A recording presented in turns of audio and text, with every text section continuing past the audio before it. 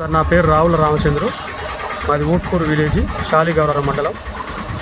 మేము ఇక్కడ కౌలుకు తీసుకొని పొలం కౌలు తీసుకొని చేస్తున్నాం సార్. ఆదివారం సాయంత్రం కులిచిన వడగండ్ల వాన గాలి దుమారాలకు మొత్తం పంట మొత్తం నేలపాలైంది సార్. ఏమి లేకుండా గింజలు లేకుండా భూమి మీద రాలిపోయినాయి. రాళ్ళు పడటం వల్ల అట్లా కాకుండా స్తంభాలు ఇరిగిపోవడం, చెట్లు అంతా పడిపోవడం జరిగింది.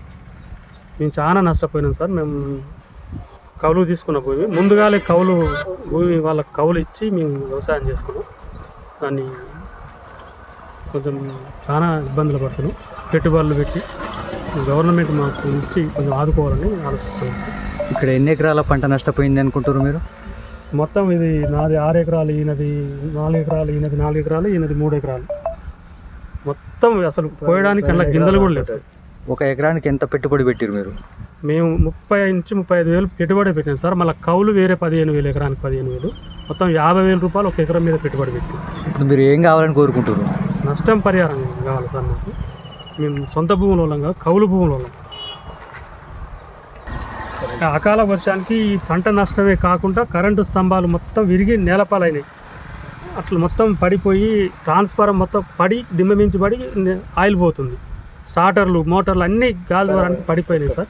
ఇది తొందరగా కరెంటు డిపార్ట్మెంట్ వాళ్ళు కూడా కొంచెం దీన్ని స్పందించి దీని రిపేర్ కూడా తక్షణం చేయాలి.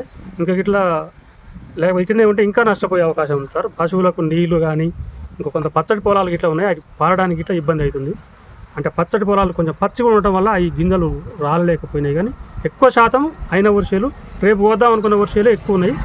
అన్నీ నేలపాలైనవి. ఉరిగడ్డి తప్ప అందులో ఒక్క గింజ వడ్లెత్తు కూడా లేదు సార్. ఈ నష్టపోయిన పంట మీద ప్రభుత్వం ఏమంటే స్పందించి మమ్మల్ని ఆదుకోవాలని కోరుకుంటున్నాం సార్. లేకపోతే మేము ఇక ప్రాణాల మీద ఆశ కూడా లేదు సార్. మాకు మా పిల్లలు ఇబ్బంది పడుతున్నారు.